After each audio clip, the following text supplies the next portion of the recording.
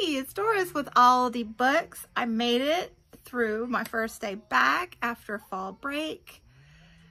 The morning was a little rough, just a touch. I left school a week and a half ago, a balmy 97 degrees, and this morning I got in my car and there was ice on my windshield. Oh, I survived though, I survived. I'm feeling a little grubby around the edges from being on the floor with first graders, but you know, they were charming, so we're good. I got a few books here to talk to you about. Some of them are, this is a pretty good stack for the most part. So let's just jump right in. These first two, I finished up last month, whatever that was, September, I think, yes. And they're both off the Tower of Doom, and both I am just so glad I finally got around to them. What took me so long? I think for both, like, I had either heard,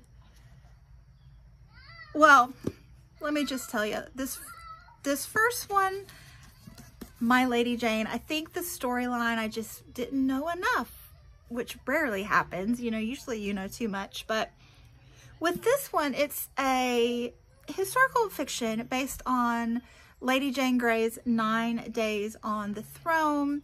And I knew that, and I knew that it was just a little license taken with the storyline, and she actually lives in this one. That's all I knew. And I don't know, I just didn't pull me in. But I finally started reading it, and oh my gosh, this book is so clever. So it takes the Protestant Catholic storyline, that tension there, was more than tension, the extreme ill will that was going on, and puts this fantasy spin to it. So in this book, instead of the Protestants and Catholics, you have the Verities and the Ethians. And the Verities are your just average, everyday human being, nothing out of the ordinary there. But the Ethians can transform into another animal. Yes. So they are persecuted for this ability, and, you know, exterminated, if you will. So yeah, I'll just leave it there. But I thought that the spin on this age-old struggle was just really, really clever. I thoroughly enjoyed this. Listened to it as an audio, and it was a great audio book. The narrator just did voices so well, male and female. Oh, she did a great job. Okay, and then the next one is A Darker Shade of Magic by V.E. Schwab. This one, I think that I had just not gotten around to it because I heard so much about it at first, and then I started hearing mixed reviews, and I was like, I don't know, and it's an urban fantasy, so I thought, and I was like, I don't know. I really enjoyed this one as well. It's a fantasy world, but set in 4 different Londons, but they really aren't 4 different Londons. They're just geographically in the spot of London, just like 4 different, what do you call those? You know, with the warps, whatever. 4 different fantasy worlds superimposed on each other. And people used to be able to travel in between them. But there was a problem, and they closed the doors, and only this one particular type of magician can travel between the worlds now. So yeah, one world is the magic is healthy. One world, the magic is just trying to be dominated and controlled by the people. All the magic, you know, crushed and controlled. One world, the magic has all died, and then one world, the magic kind of took control, and that world just like black hole now. So yeah, this was really neat. You have two main characters. One is one of these magicians. There are only actually two remaining of that type of magician. And one is a young woman who is kind of a pickpocket survivalist type, but I am really excited to get to the next one. This one was quite a bit of world building and character development. So not a lot happened until the last, 20%, but I just found it really entertaining. Anyway, really liked it. And then Heidi from My Reading Life and Patrice and Karen from Run Right Reads, we all buddy read The Warmth of Other Suns, The Epic Story of America's Great Migration by Isabel Wilkerson. This won the Pulitzer, very deserving. This book is just, I think, a really important read.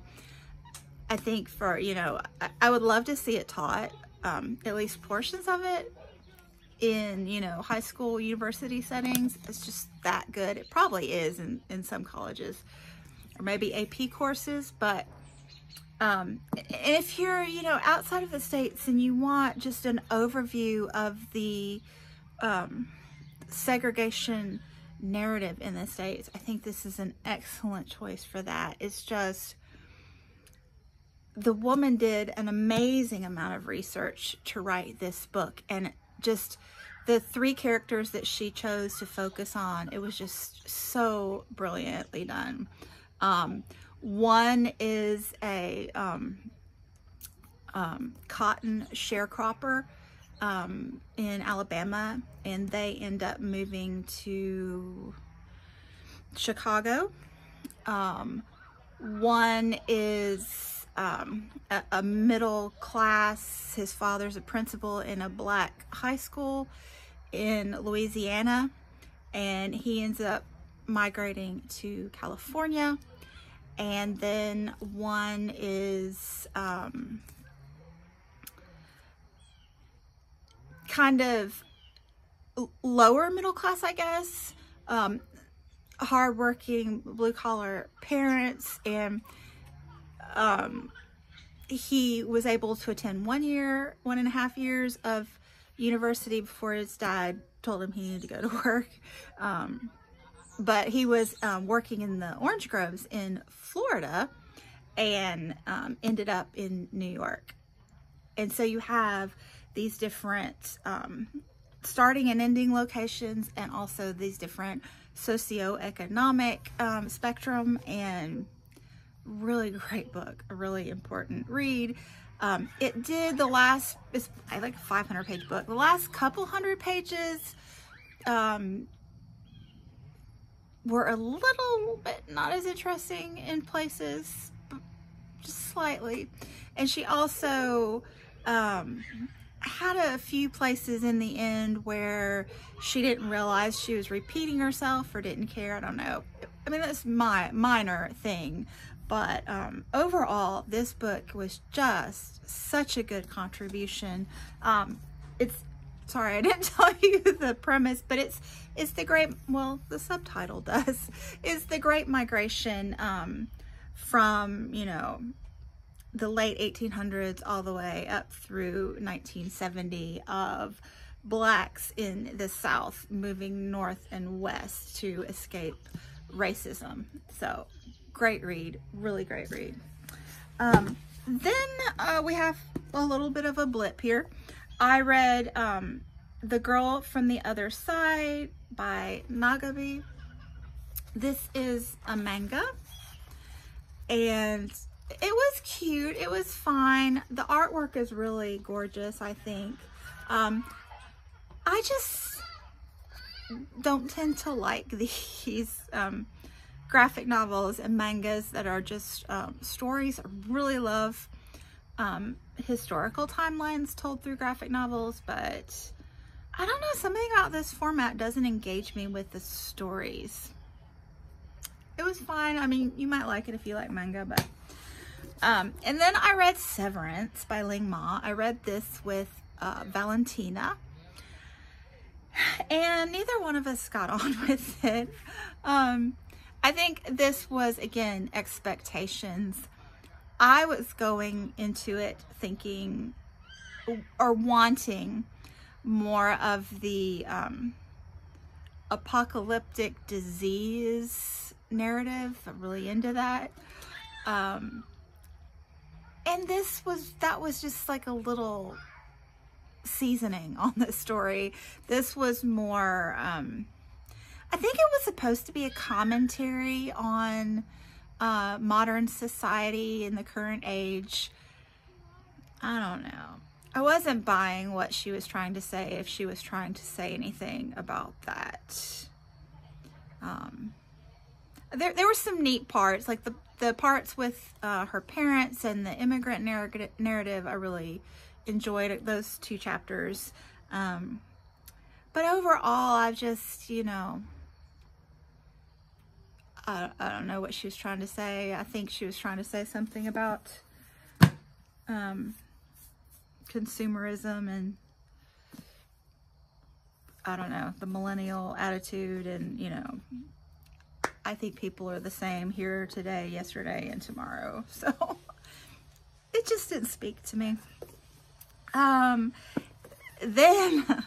I finished The Silent Companions by Laura Purcell.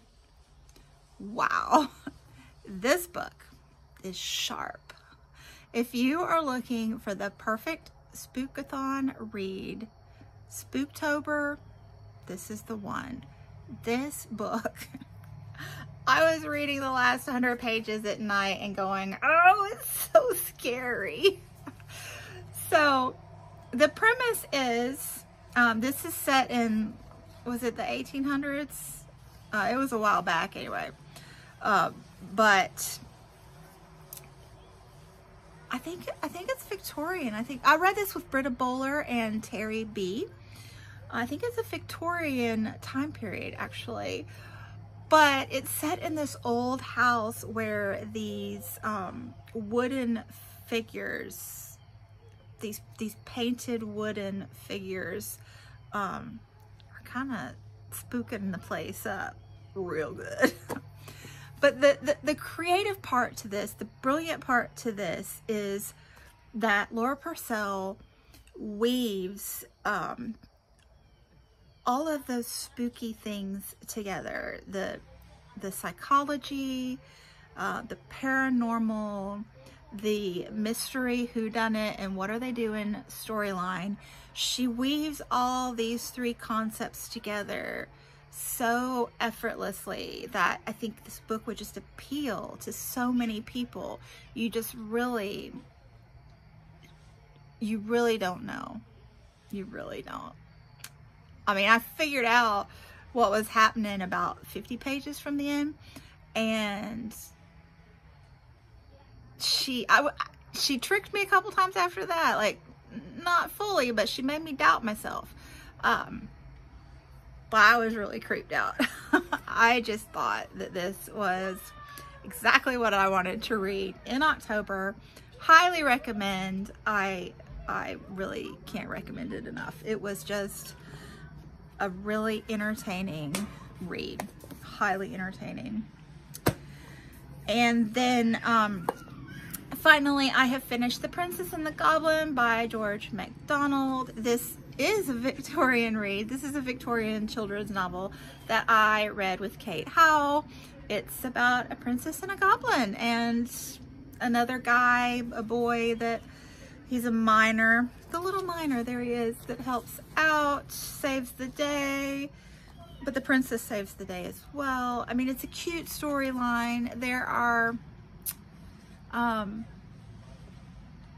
couple things in there that are you know, fairly awkward, I'm not gonna lie. The Goblin Prince, his name is Harelip, and I didn't think that was really very cool. But I think that's one thing that you deal with in Victorian reads at times, is the lack of PC awareness. But it's cute. It wasn't anything to write home about, but you know, it was fun.